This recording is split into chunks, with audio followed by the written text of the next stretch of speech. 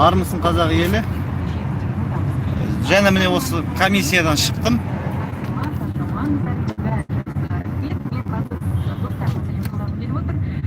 Қысқасы, бұл комиссия ештеңе істей алмайды. Сондықтан тіл майданын тоқтатпау керек.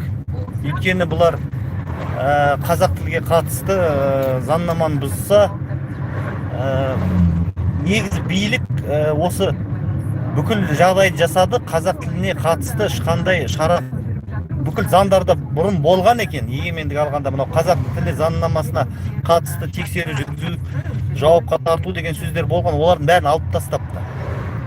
Сондықтан қазір ондай жауапқа тартатын ешқандай заң бабы жоқ.